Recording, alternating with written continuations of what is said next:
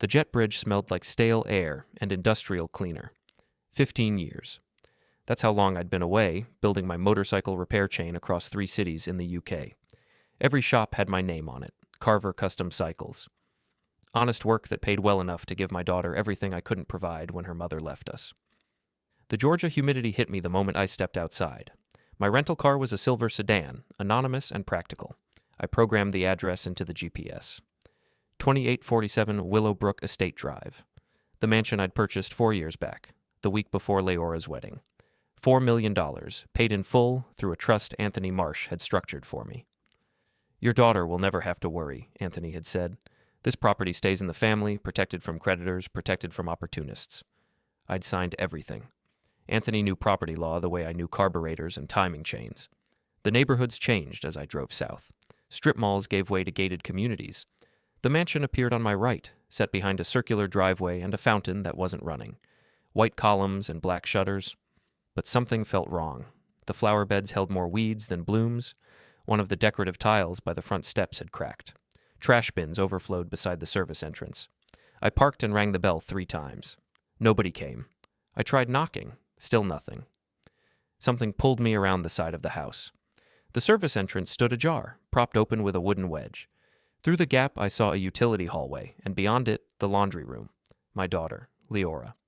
She was bent over a sorting table in a plain gray uniform, rubber gloves covering her hands. She looked thinner than I remembered, older than 24, with shadows under her eyes. I said her name.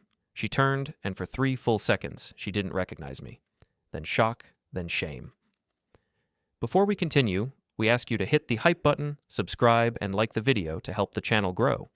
Tell us which city you are from in the comments. We would like to get to know our audience better. Dad?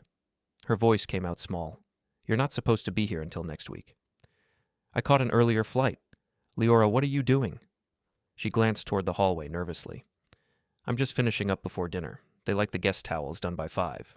They? Travis's parents. You should have called. Nadine doesn't like surprises. I stepped into the laundry room. Why are you dressed like household staff? It's practical. She wouldn't meet my eyes. It's easier to move around when I'm working. Working, in your own house. I looked at her hands. The knuckles were raw, chapped from chemicals. A bruise darkened her left wrist. Her knees showed matching discoloration. Where do you sleep? I asked. Her face crumpled.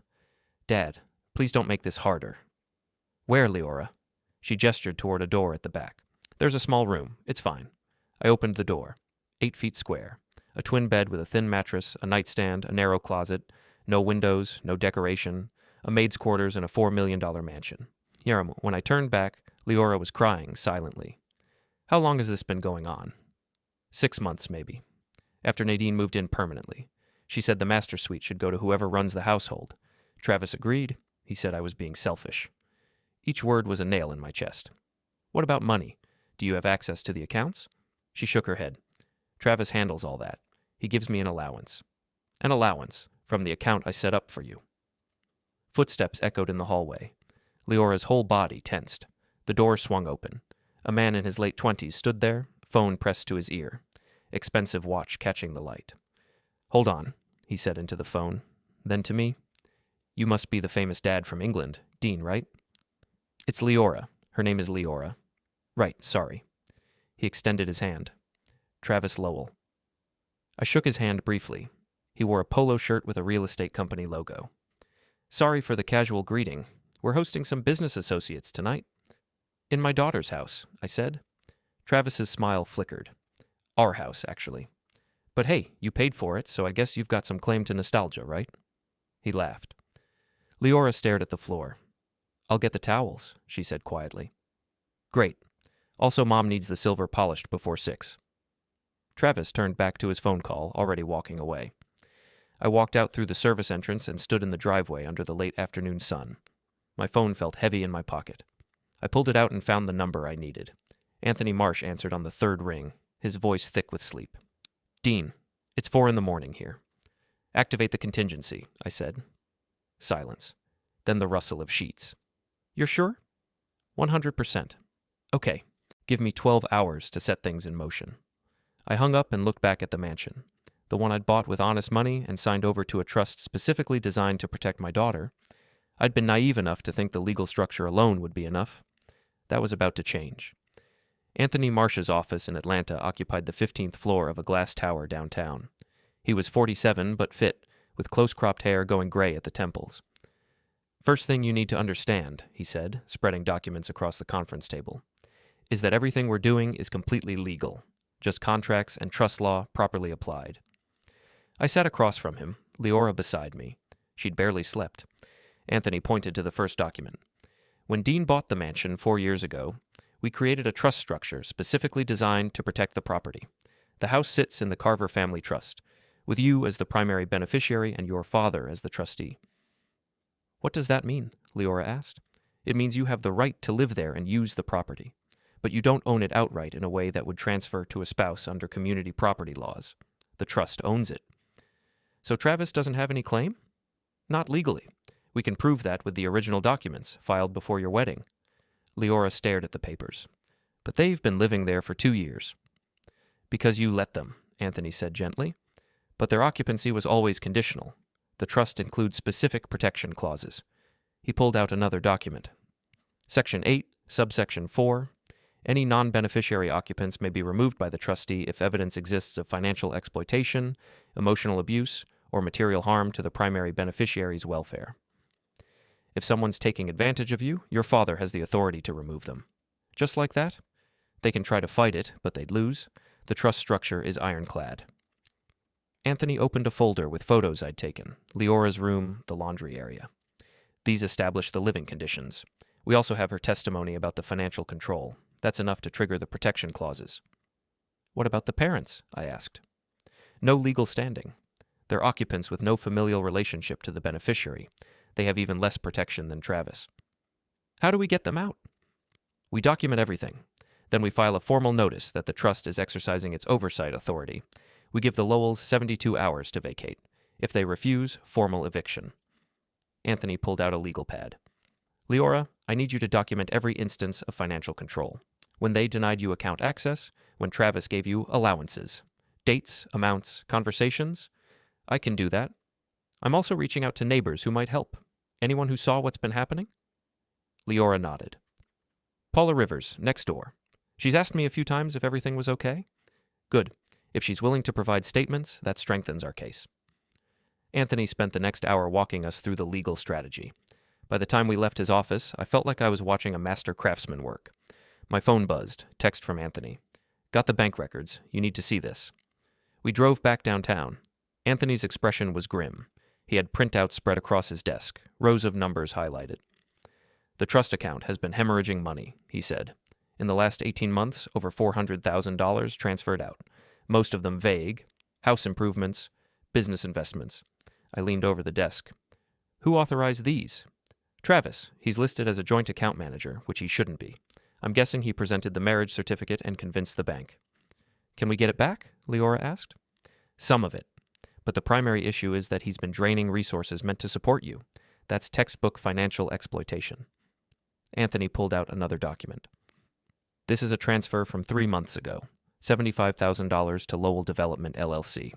That's Gregory's company. Travis gave his father your money." Leora's face went white. "He told me that was a loan." "Did you sign anything authorizing it?" "No." "Then it's unauthorized use of trust funds. This is precisely the kind of misuse the trust was meant to prevent." I thought about Gregory last night, his confident demeanor. He'd been taking from my daughter while lecturing me about family values. "What's next?" I asked. "Now we prepare the formal notice. I'll have it ready by tomorrow morning. Once we serve them, the clock starts." We spent the evening in Leora's hotel room going through her memories, writing down every instance of financial control and manipulation. She cried while she wrote, but she kept writing. By midnight, we had 20 pages of documentation. My phone lit up with a message from Anthony. "Process server scheduled for 9 a.m. This is really happening." I typed back, "Good." The process server arrived at the mansion at exactly 9 a.m. Anthony called me 30 minutes later with the details. "Gregory answered the door," Anthony said. "Professional server, very polite. Handed over the documents, explained what they were. Gregory tried to refuse them, but that doesn't work.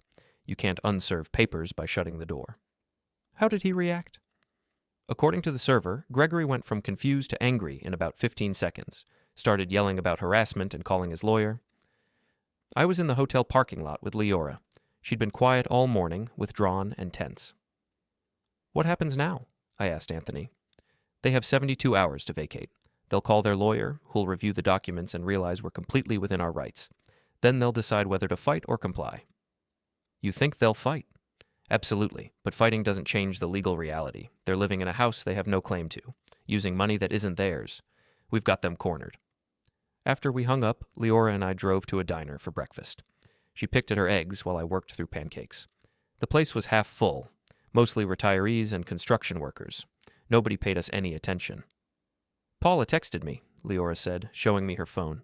She wants to know if I'm okay, says there were cars at the house this morning. What are you going to tell her? The truth, that I left, and I'm not going back until things change. Good. We drove around aimlessly for a while, both avoiding the inevitable. Finally, I headed back toward Willowbrook Estates, not to confront anyone, but just to see the house again. Paula Rivers was in her front yard trimming rose bushes. She was 50-ish, fit and tan, wearing gardening gloves. She waved when she saw us, setting down her tools and walking toward the car. Leora, sweetheart, are you all right? Paula's concern was genuine. I saw the commotion this morning. I'm okay, Paula. Just dealing with some family stuff. Paula glanced at the mansion. I don't mean to pry, but I've been worried about you for months. The way they've been treating you. It's not right.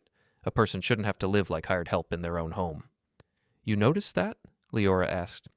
Honey, everyone's noticed. We've seen you cleaning windows, working in the garden, serving at their parties while they take credit. I wanted to say something, but I didn't want to overstep. An idea formed. Paula, would you be willing to write down what you've observed? Just the facts. It could help us with a legal matter. Paula didn't hesitate. Of course. Whatever you need. We spent an hour in Paula's kitchen while she documented everything. Leora serving at parties, the Lowells introducing her as our helper, incidents where Nadine yelled at her in the driveway, visible exhaustion. Paula wrote it all down, signed and dated it, and made copies. If you need me to testify or speak to anyone official, I will, she said. What they've been doing isn't just unkind, it's abuse. You deserve better. Back in the car, Leora stared at Paula's statement. I didn't realize it was so obvious. You can't hide that kind of thing. Most of your neighbors wanted to believe everything was fine because getting involved is uncomfortable. But Paula saw the truth, and she's willing to stand up for you. That matters. My phone rang. Travis, calling for the first time since we'd left. I let it go to voicemail. He called again. I declined. On the third attempt, I answered. Dean, we need to talk. His voice was tight. This legal notice is insane. You can't just kick us out of our own house. It's not your house. It's my wife's house, which makes it mine. That's how marriage works. Not when the property is in a protected trust. Your lawyer will explain it. My lawyer says this is harassment and we can fight it. Then fight it. We'll see you in court. I kept my voice calm, giving him nothing to latch onto. You're making a huge mistake. My father has connections you can't imagine. By the time we're done with you, you'll wish you'd stayed in England. Is that a threat? It's a promise. You think you can just walk in here and destroy what we've built? You're nobody, Dean. A mechanic who got lucky. You don't belong in our world. Your world is built on my money and my daughter's suffering. So yeah, I think I can walk in and tear it down. That's exactly what I'm doing. Travis's breathing was heavy. Let me talk to Lee. No. She's my wife. She's my daughter, and she doesn't want to talk to you. Respect that, or we'll add harassment to the list. I hung up before he could respond. Leora was watching me, her expression mixed with fear and something else. Maybe hope. He sounded angry, she said. He sounded scared. There's a difference. We drove back to the hotel, and I called Anthony to update him on Paula's statement.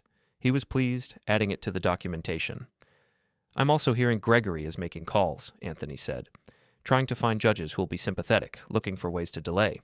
But every lawyer he talks to is going to tell him the same thing. He's on shaky ground.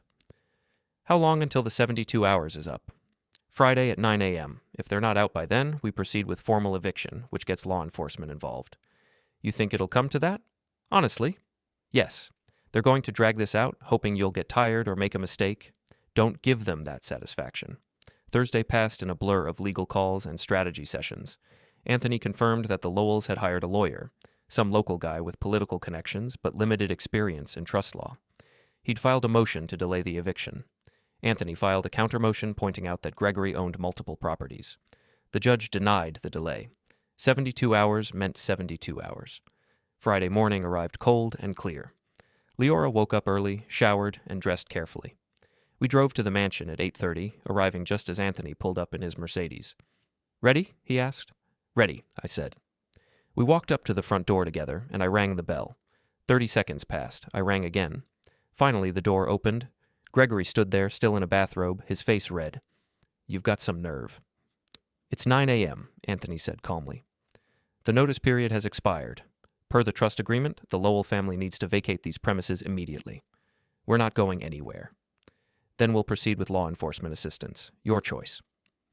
A sheriff's car pulled up to the curb. Anthony had arranged for law enforcement presence. 2 deputies got out, professional and calm. "Folks having trouble here?" the first deputy asked. "These are trespassers who've been asked to leave," Anthony said, handing over documentation. "They've refused to comply." The deputies reviewed the papers, asked questions, and turned to Gregory. "Sir, do you have documentation showing you have a legal right to occupy this residence?" "It's my son's house." "Do you have documentation?" Gregory sputtered, unable to produce anything. The deputies looked at each other. "You folks need to collect your essential belongings and vacate. You'll have 48 hours to arrange pickup of remaining items, but you can't stay here." What followed was chaos. Gregory arguing, Nadine crying, Travis pacing and making threats. But in the end, paperwork beats emotion. They had no legal standing. They packed hastily. It took 2 hours, but finally they were done. Suitcases and boxes loaded into cars. Gregory stood by his Mercedes, glaring at me. "This isn't over," he said. "Yes," I replied. "It is." They drove away, and the mansion fell silent. Leora stood in the foyer, looking up at the chandelier. She didn't look happy exactly, more like someone waking up from a nightmare. "Come on," I said gently. "Let's go inside and figure out what comes next." The house felt unfamiliar without the Lowells. Leora moved through rooms she hadn't been allowed to use, touching surfaces like she was relearning the space. The master suite was enormous. Sitting area, walk-ins, a soaking tub, all decorated in Nadine's heavy cream and gold style. "This was supposed to be mine," Leora said. "Travis and I picked this room. A month later, Nadine said she and Gregory needed it for important guests." "Did Travis argue?" "He said we could fight or be gracious. He chose gracious." She looked out the windows. That was the first moment I knew something was wrong. "You were behaving like a normal person. Normal people don't get pushed out of their own room." We documented everything, missing items, scratches, damaged walls. Nothing catastrophic, just signs of careless living. Around 3, my phone rang. An attorney introduced himself as Warren Shepard, representing the Lowells. "I'd like to discuss resolving this situation," he said. "There's nothing to resolve. They were evicted legally. My clients are prepared to offer accommodations regarding Leora's living arrangements if you withdraw the eviction." "No." He tried intimidation, threats of motions for harassment, wrongful eviction, emotional distress. I told him we had documentation, bank records, and a trust agreement authorizing everything we'd done. He went silent, then ended the call. Leora exhaled shakily. "They're going to fight this." "I know, but we're not backing down." That evening, we ate pizza in the kitchen.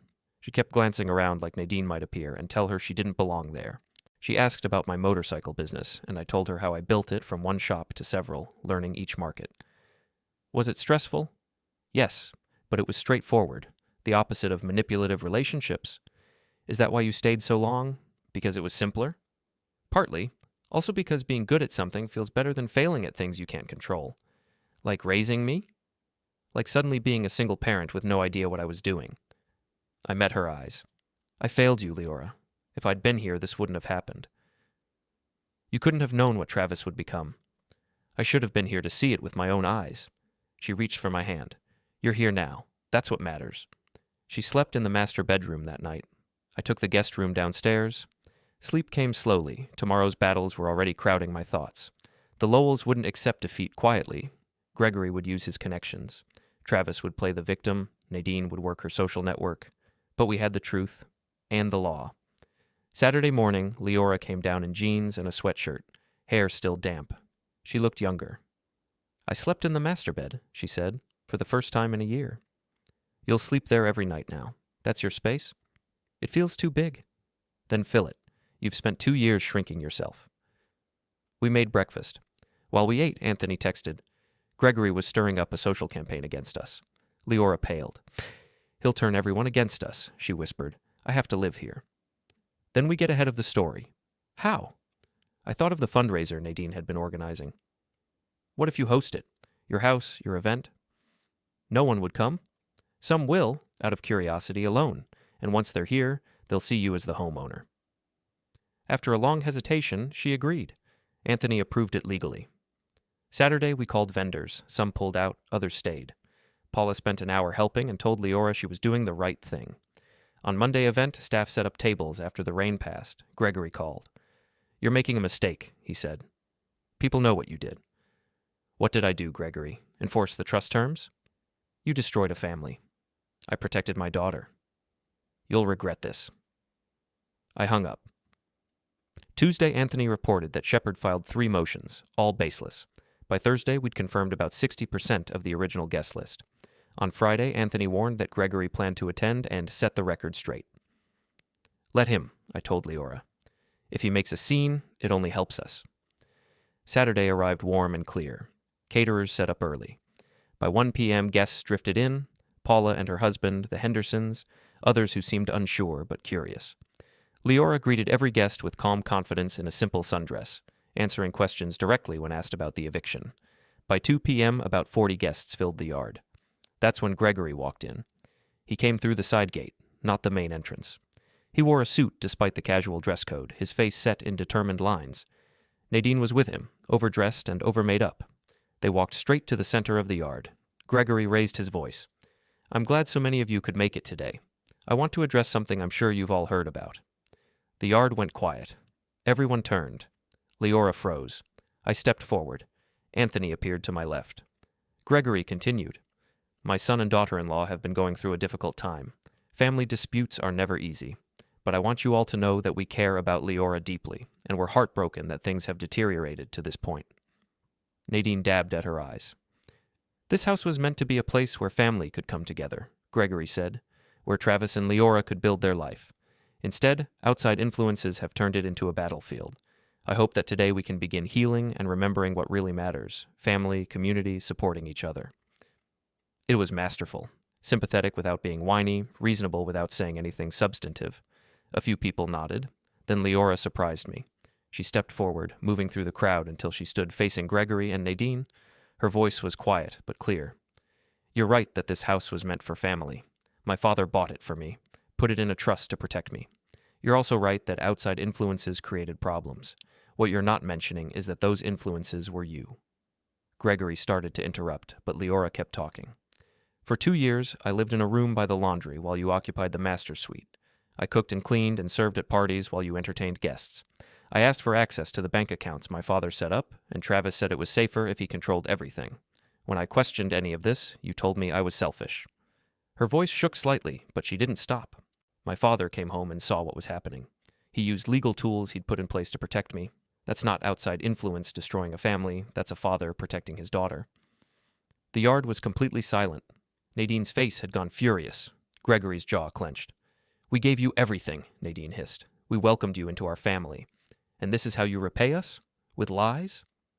I didn't lie, Leora said. I just stopped pretending everything was fine. Gregory stepped toward her, his voice low and dangerous. You're making a mistake you're going to regret. That's when I moved. Not aggressive, just positioning myself between Gregory and my daughter. This is her property, I said quietly. You're here without invitation. I'm going to ask you once to leave peacefully. Or what? You'll have me thrown out again? In front of all these people? No, I said. I'll just let you expose yourself. I gestured toward the guests, most watching with expressions ranging from shock to disgust. Gregory followed my gesture, saw the faces, and seemed to realize he'd lost the narrative. Paula spoke up from near the back. I've watched this family treat Leora like a servant for 2 years. I've seen her working while they entertained. Whatever Mr. Carver did, it was long overdue. Another voice joined in. I was at a party here last summer. Leora served the entire evening while Travis introduced his mother as the hostess. I remember thinking it was odd. More voices added confirmation. Gregory's face went from red to purple. Nadine looked around frantically. You people don't know anything, Nadine said shrilly. You've been fed lies. Actually, Anthony said, stepping forward with a folder, We have documentation, bank records showing unauthorized transfers, witness statements, photos of Leora's living conditions. If you'd like to continue this in a legal setting, we're happy to present all of it. Gregory grabbed Nadine's arm. We're leaving. Good idea, I said. They walked toward the gate. Just before they left, Gregory turned back. This isn't over, Carver. Yes, I said. It is. They disappeared through the gate. The yard stayed quiet. Then someone started clapping. Paula. Others joined, scattered applause that felt like support. Leora stood in the center, tears running down her face, but a smile breaking through. She'd faced them down on her own property, in front of her community. The party continued, different now. People approached Leora to offer support, to share their own stories. By the time the event ended at 5 p.m., we'd raised more money than originally projected, and Leora had transformed from victim to survivor in her community's eyes. That night, exhausted, we sat on the back porch watching the sun set. Thank you, Leora said. For what? For coming back. For fighting. For not letting them get away with it. That's what fathers do. She leaned against my shoulder, and we watched the day end, knowing tomorrow would bring more challenges, but feeling for the first time like we might actually win. The backlash came Monday morning. Shepard called Anthony before 9 a.m. Your stunt at the charity event crossed a line, he said. Anthony had me on speakerphone. Public humiliation, hostile confrontation, we're adding those to our complaints. Your clients showed up uninvited to a property they'd been evicted from, Anthony replied calmly. They chose to make a scene. That's not our fault. Judge Thornton is going to hear about this. Excellent. Let's get everything in front of a judge and let the facts speak for themselves. Shepard hung up. Anthony leaned back. They're rattled. Rattled people make mistakes. What kind of mistakes? I asked. Overreaching in their filings, making statements they can't back up, pressuring people in ways that look like harassment. Gregory's been making calls all weekend. That's getting into tortious interference territory. Can we prove it? I've got a private investigator documenting everything. Leora sat beside me, quieter than she'd been. What happens now? Now we wait, Anthony said. Shepard will file his complaints, we'll respond, eventually we'll get a hearing. 2 weeks minimum. In the meantime, you live your life, maintain the property, document everything. What about Travis? Leora's voice was small. He's still my husband. Anthony exchanged glances with me. That's up to you. You can file for separation, divorce, or try to work things out. I don't want to work things out, she said. I just don't know if I have the energy for a divorce right now. Then don't, I said. Focus on establishing your independence first. The marriage paperwork can wait. We left Anthony's office and spent the afternoon dealing with practical matters, changing locks, updating security codes, switching utility accounts into Leora's name alone. Around 3 p.m., my phone rang. Noah Briggs, my former employee from the UK. Dean, mate, heard you were back stateside dealing with family drama. Need help? Depends what kind. Tech support, logistics, whatever you need. I'm between contracts, so I've got time. Can you come down to Georgia? Already on my way. Send me the address. Noah arrived at 6 p.m. in a beat-up Honda, looking exactly like I remembered. 30 years old, skinny, perpetually caffeinated. He'd worked in my London shop for 3 years, handling everything from computer systems to security cameras. Leora made pasta for the three of us. Noah listened, asked questions, made notes on his laptop. Right, so you need documentation that stands up in court, security that keeps the exes from trying anything stupid, and maybe some background on these Lowell people. Nothing illegal, I said. Of course not. Public records, social media, business filings, everything legally accessible but requiring knowing where to look. Over the next 2 days, Noah transformed the house's security. He installed cameras at all entrances, upgraded the locks to smart systems, set up a network that would alert us to unusual activity. All legal, all documented. He also dove into the Lowell's background. What he found was enlightening. Gregory's got money problems, Noah said Wednesday afternoon, spreading printouts across the dining room table. His development company took a hit during the recession and never recovered. He's been leveraging one project to finance another, basically a house of cards held together by reputation. How bad? I asked. Bad enough that he's got creditors circling. The $75,000 Travis transferred from Leora's account probably went straight to covering debts. And look at this. He pointed to another document. There's a lien on one of Gregory's rental properties. He's been getting sued for the past 18 months. Leora stared at the papers. Travis always said his father was successful. He was learning how to appear successful while bleeding money. Different skill set. more information emerged. Nadine's social activities weren't just hobbies, they were strategic networking, trying to maintain connections Gregory could leverage. Travis's real estate business existed mostly on paper. The Lowells weren't wealthy. They were performing wealth, and they'd been using Leora's house and resources as the stage. Thursday brought the formal legal filings. Shepard submitted complaints alleging wrongful eviction, emotional distress, breach of family responsibilities. Anthony responded with counter-documentation. Judge Thornton will review everything and schedule a hearing, Anthony explained over the phone. Based on the calendar, probably 10 days from now. Can you both be available? Yes, I said. Good. In the meantime, don't contact the Lowells directly. Stay clean, stay documented, stay professional. Friday afternoon, Travis violated the no-contact guideline. He showed up at the house around 4 p.m. Noah's cameras caught everything. I opened the door but didn't invite him in. Travis looked terrible, unshaven, rumpled clothes, eyes bloodshot. I need to talk to Lee, he said. She doesn't want to talk to you. She's my wife. I have a right. You have the right to communicate through your lawyer. That's it. He tried to push past me. I stepped into the doorway, blocking him without touching. We stood inches apart. You destroyed everything, Travis said. My marriage, my family's reputation, my father's business connections. I didn't destroy anything. I just stopped enabling the destruction you people were doing to my daughter. She was fine. She was happy. You came in with your money and convinced her she was some kind of victim. She was sleeping in a maid's room, Travis. That's not fine. His face crumpled. It wasn't supposed to be like that. We just needed help getting started. My dad promised the money would come back, that the investments would pay off. On my daughter's back. We were building it together, as a family, and you ruined it. Leora appeared behind me. Travis saw her and lunged forward. I caught him by the shoulder, redirecting his momentum into the doorframe. He stumbled back. Get off my property, I said quietly. Travis looked at Leora. Please, Lee, just talk to me. 5 minutes. We can fix this. There's nothing to fix, Leora said. Her voice shook but stayed firm. We're done, Travis. I'm filing for divorce as soon as this legal stuff is resolved. You don't mean that? I do. I should have done it 2 years ago. Travis's face cycled through emotions. Finally, he settled on cold contempt. You're going to regret this. Both of you. My family doesn't forget. Noted, I said.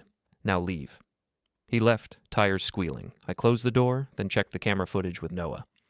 That's trespassing after being told to leave, Noah said. You want to press charges? No, but we keep the footage. That weekend was quiet. Leora worked in the garden, reclaiming flower beds. Paula stopped by Saturday with a casserole and stayed for coffee. They'd become unexpected allies. I feel guilty, Paula admitted. I saw what was happening and didn't do enough. You helped when it mattered, Leora said. That's what counts. Sunday, Anthony called. Hearing is scheduled for next Friday at 10 a.m. Judge Thornton has reviewed the preliminary filings and wants both sides present. This is good news. It means he's taking it seriously. What should we expect? Shepard will argue that the eviction was premature, that the trust structure is invalid, will present the trust documentation, the evidence of financial exploitation, and Leora's testimony. Then the judge will make a ruling. What are the chances he sides with them? Honestly, very low. The law is clear, the documentation is solid, we have witnesses. But court is always unpredictable. The week leading up to the hearing felt like holding your breath underwater. Leora was anxious, second-guessing everything. I reminded her repeatedly that she'd done nothing wrong. Noah finished his work, presenting us with a comprehensive file on the Lowells' financial situation. It painted a picture of people desperately trying to maintain appearances while drowning in debt. The mansion had been their lifeline. Thursday night, I couldn't sleep. I sat in the kitchen drinking coffee, thinking about tomorrow. This wasn't just about property rights, it was about Leora's future, her independence, her ability to trust her own judgment. We couldn't lose. Friday morning arrived cold and overcast.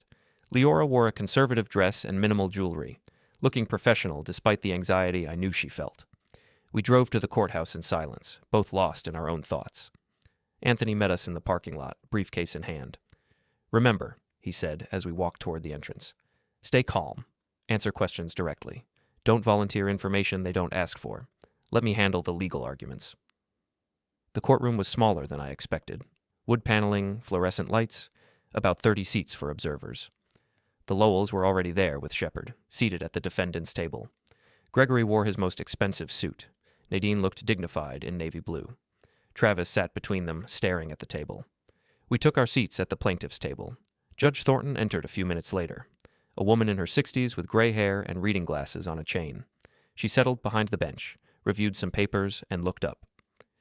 This is a hearing regarding the eviction of Gregory, Nadine, and Travis Lowell from the property at 2847 Willowbrook Estate Drive.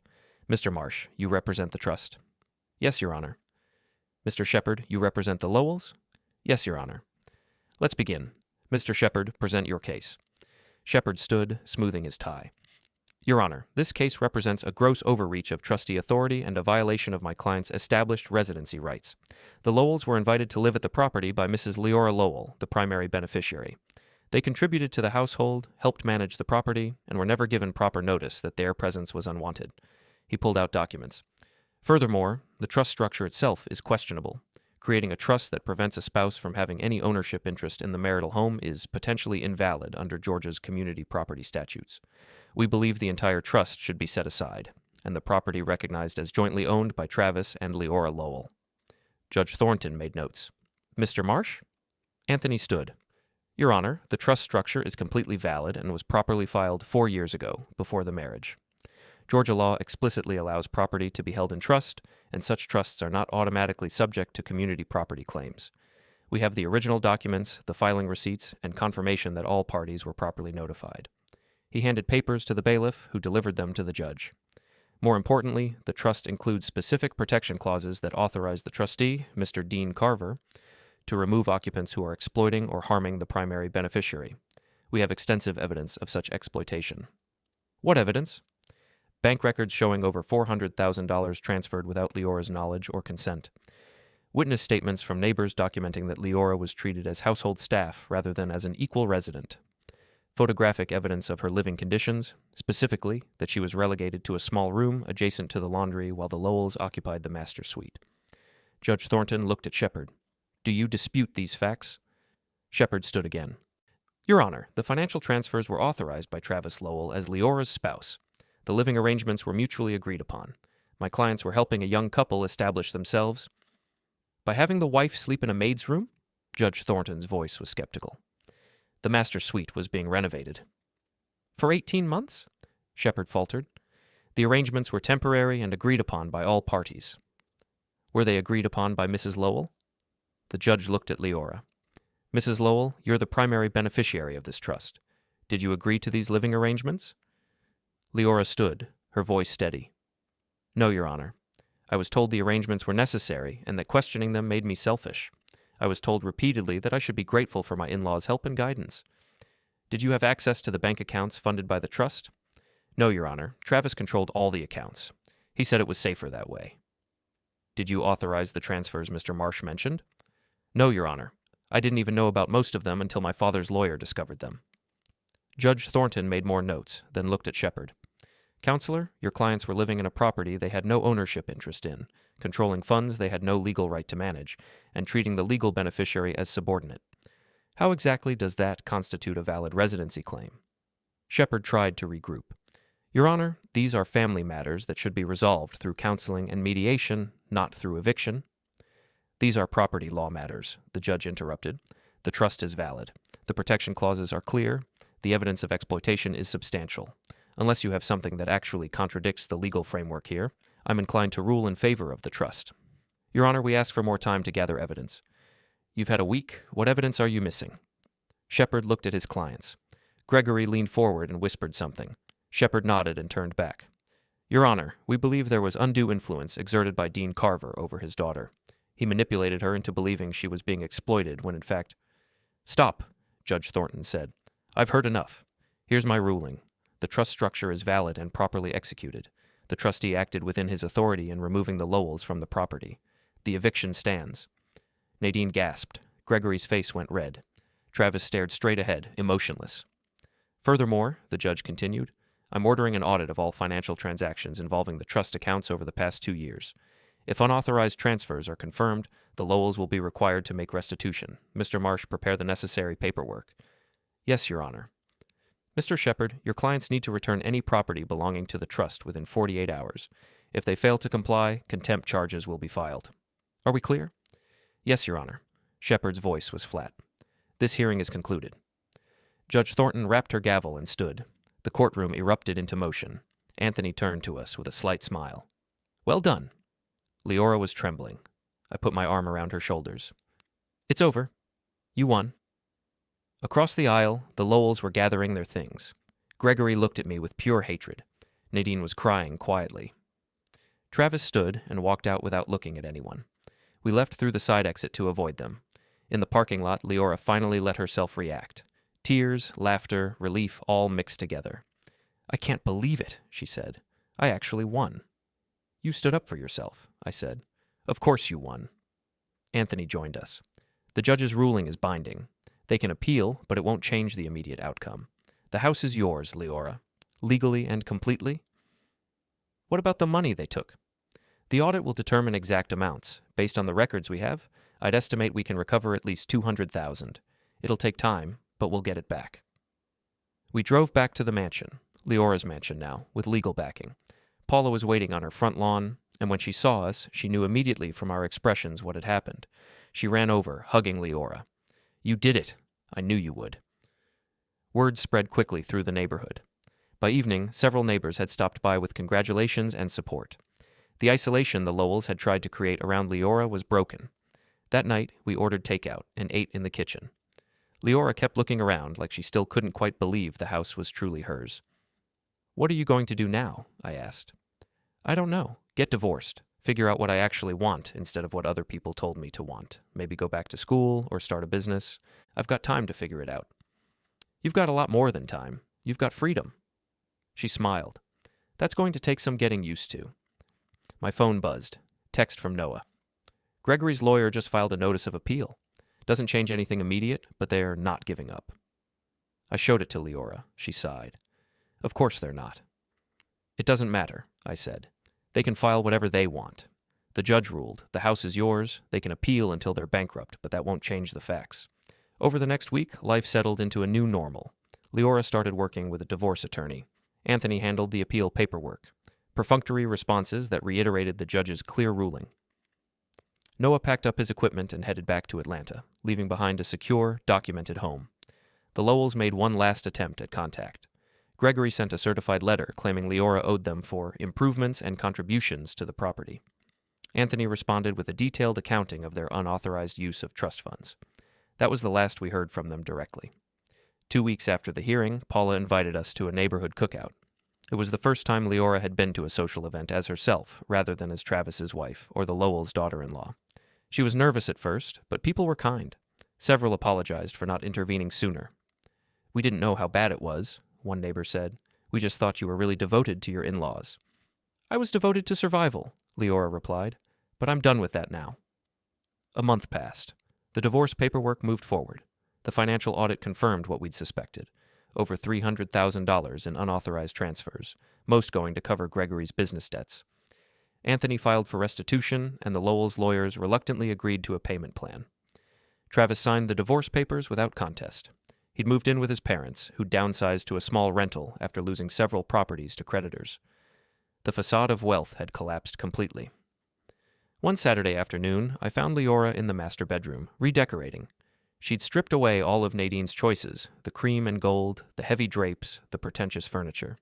In their place, she'd chosen simple, comfortable pieces that actually reflected her taste. "What do you think?" she asked. "I think it looks like your room now." "That's the idea." She stood back, surveying her work. "You know what's weird? I'm not even that angry anymore. I'm just glad it's over." "That's healthy." Travis texted me yesterday, asked if we could talk. "What did you say?" "Nothing. I blocked his number. There's nothing left to say to him." I watched her arrange pillows on the bed she'd chosen herself, in the room she finally controlled, in the house that was legally and completely hers. She looked different than she had 2 months ago, stronger, more confident, more herself. "I'm proud of you," I said. She turned and hugged me. "Thank you for coming back. Thank you for fighting for me when I couldn't fight for myself. That's what fathers do. Still, thank you." That evening, we sat on the back porch watching the sunset, just like we had after the charity event. But this time the victory was complete. The legal battle was won, the house was secure, Leora's independence was established. "What are you going to do now?" she asked. "Go back to the UK?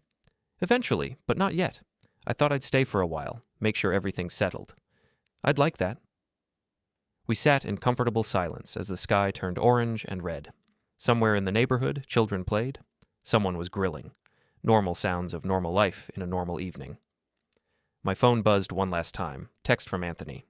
Appeal formally dismissed. Judge upheld original ruling. It's officially over. I showed Leora. She read it, smiled, and set the phone down. It's really over, she said. It's really over. She leaned back in her chair, looking at the garden she'd reclaimed, the house she owned, the life she was rebuilding. For the first time in years, she looked truly at peace, and that was all I'd wanted. 6 weeks after the hearing, Nadine tried one more manipulation. She called Leora directly, bypassing lawyers and court orders, using a number Leora hadn't blocked yet. Sweetheart, I've been thinking about you. Nadine's voice was syrupy. I miss you terribly. I know things got difficult between our families, but you're still my daughter-in-law. We should talk. Maybe lunch next week? Leora put the phone on speaker so I could hear. She looked at me, and I saw the old uncertainty flickering. Nadine, I'm not your daughter-in-law anymore. The divorce is final next week, and no, I don't want to have lunch. Don't be like that. Your father poisoned your mind against us, but deep down you know we only wanted what was best for you. You wanted what was best for yourselves. You used me, controlled me, and took my money. That's not care. That's exploitation. How dare you? Leora hung up. She stood there holding the phone, breathing hard. Then she blocked the number. How do you feel? I asked. Terrified, but also good. Really good. The divorce finalized the following Tuesday. Leora drove to the courthouse alone. She'd insisted on handling it herself. When she came back, she had the papers and a strange expression. Travis was there, she said. He tried to talk to me in the hallway. Said he was sorry for how things ended, that he wished we could have worked it out. What did you say? I said I didn't wish that at all. I wished I'd never married him in the first place. Then I walked away. She set the divorce papers on the kitchen counter. I'm officially single, officially free, officially myself again. Gregory's business collapsed completely in November. His development company filed for bankruptcy, dragging down several projects and alienating what few supporters he had left. The local business community now avoided him entirely. Travis moved to Tennessee, chasing some new opportunity that probably wouldn't pan out. Nadine tried to maintain her social standing, but the charity committees quietly stopped calling. The truth about how they'd treated Leora had spread through the community. Paula told us the details over coffee one Saturday. Nadine tried to join the garden club last week. 3 members resigned immediately, saying they couldn't work with someone who'd treat family that way. She left crying. I almost feel sorry for her, Leora said. Don't, Paula replied. She made her choices. These are just consequences. December brought the financial settlement. The Lowells agreed to pay back $280,000 over 5 years. Gregory had to sell his remaining rental property to make the first payment. Christmas was strange but good. I stayed in Georgia instead of returning to the UK. Leora and I decorated the mansion together, her first Christmas as the actual owner, making her own choices about every detail. Paula and Jim came over for dinner. Next year I want to host something bigger, Leora said. Really use this house the way it's meant to be used. January brought new beginnings. Leora enrolled in business courses at the local college. She wanted to start something of her own, maybe consulting for small businesses. She had money from the trust, time to explore options, and confidence she'd earned through fire. I flew back to the UK in February to handle business matters, but I kept the trip short. When I returned, Leora picked me up from the airport. I've been thinking, she said as we pulled into the driveway, about selling this place. I looked at her, surprised. Really? It's too big for one person, and honestly, it has bad memories. The Lowells poisoned it. I thought I could reclaim it, and I did. But now I'm wondering if I actually want to keep it. What would you do instead? Buy something smaller. Something I chose myself. Use the difference to fund my business. Start completely fresh. Within a week, she'd hired a real estate agent. The house sold in 3 weeks, bought by a family with 4 kids who'd actually use all the space. Leora bought a smaller house across town, 2 bedrooms, manageable yard, perfect for 1 person or maybe eventually 2. She moved in April, taking only what she wanted and donating the rest.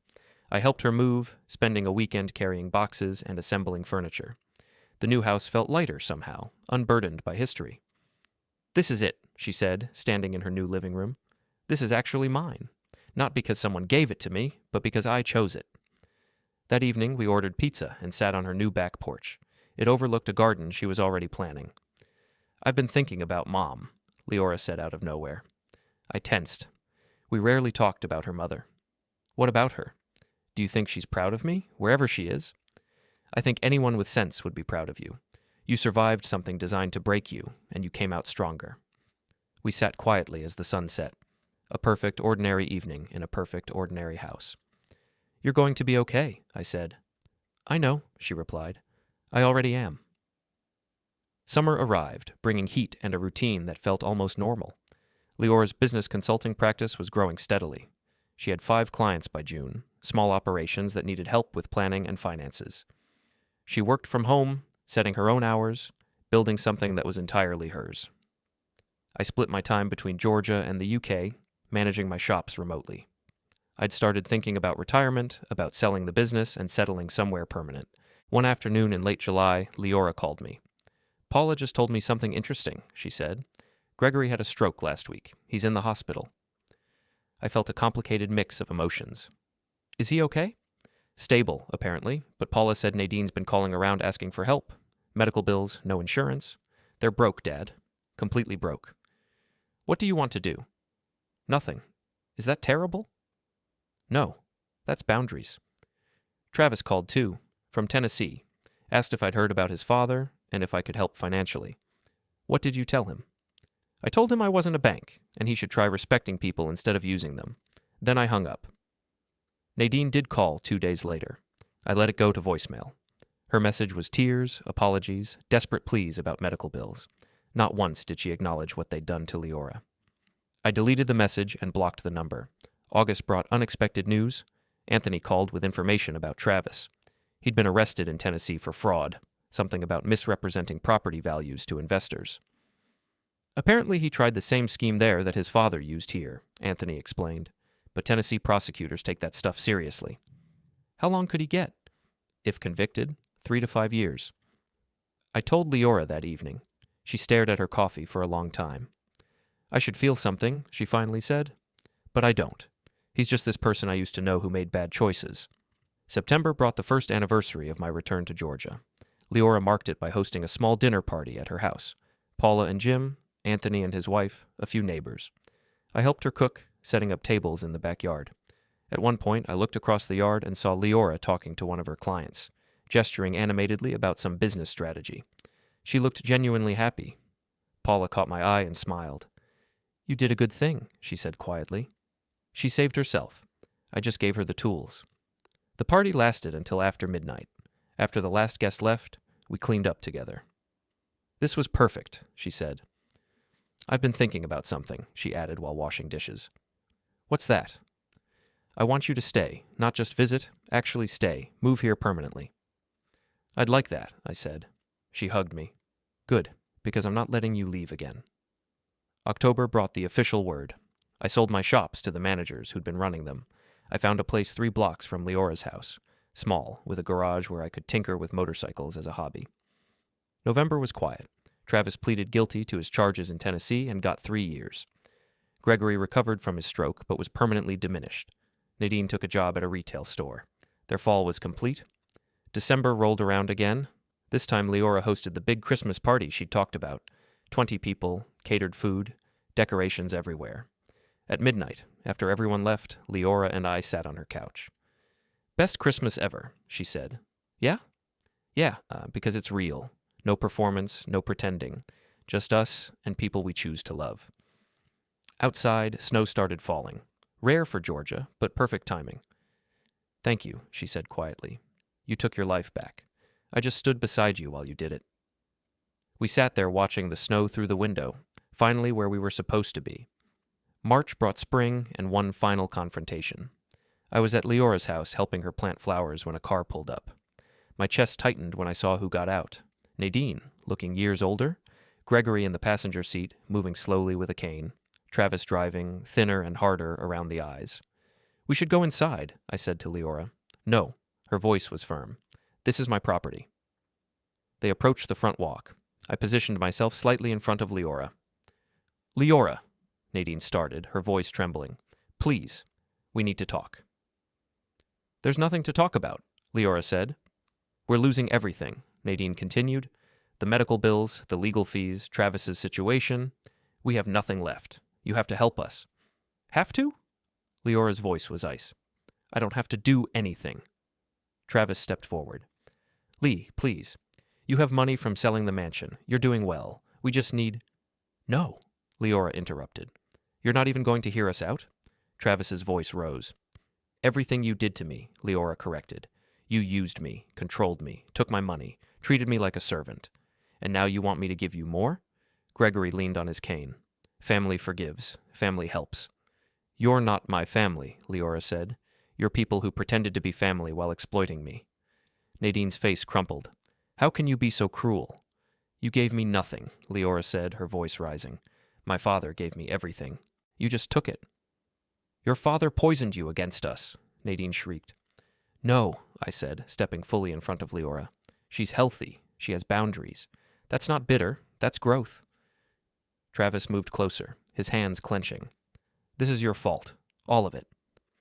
You were never fine. You were parasites. I just cut off the host. Travis lunged. I was ready. I caught his arm, used his momentum to spin him sideways, and pushed him back toward his parents. He stumbled, nearly fell, caught himself on Gregory's car. Get off my daughter's property, I said quietly. Right now. You can't do this to us, Nadine was crying now. We have nothing. You condemned yourselves, Leora said. Every choice you made led here. That's not our responsibility. I'm calling the police, Travis said, pulling out his phone. Do it, I said. We have cameras everywhere. They'll show you trespassing after being told to leave. They'll show you initiating physical contact. Travis looked at the cameras. His hand lowered. Nadine tried one more time. Please, we're begging you. I have compassion for myself, Leora said. For my future. For the life I'm building without you in it. I pulled out my phone. I'm calling the sheriff now. You have 30 seconds to get in that car and leave. Gregory turned, moving slowly back to the car. Nadine followed, still crying. Travis stood his ground for a moment longer. You're going to pay for this, he said. Is that a threat? I asked calmly. Travis's face went red. He got in the car, slammed the door, and started the engine. They sat there for a moment, all three of them staring at us. I stared back, my arm around Leora's shoulders, both of us united and unmovable. Finally, Travis put the car in reverse and backed out. They drove away slowly, Nadine's face pressed against the window. We stood in the front yard watching until they were out of sight. Then Leora turned to me, and a smile spread across her face, slow and genuine and full of victory. I won, she said. You won. I actually won. After everything, I won. She laughed, sudden and bright. I feel amazing. Feel amazing. They don't deserve your guilt. I don't feel guilty. I feel free. She spun around, arms out, laughing. I'm free. They have no power over me. None. Paula appeared on her lawn. Everything okay? Everything's perfect, Leora called back. They came back one last time, and we sent them away. Good for you. Leora turned to me, her face flushed with happiness. Thank you for coming back. Thank you for fighting. Thank you for not letting them destroy me. You fought back. You survived. You won. She hugged me hard. We won. Together. We stood there in the afternoon sun, father and daughter, on her property, in her life. The Lowells were gone forever, their power broken, their manipulation ended. Leora pulled back, wiping happy tears from her face. We walked toward Paula's house. Behind us, Leora's house stood solid and secure. Her house, her choice, her future. The mansion I'd bought to protect her had served its purpose, and now she'd chosen something better. A life built on her own terms, defended by her own strength, celebrated by people who actually loved her.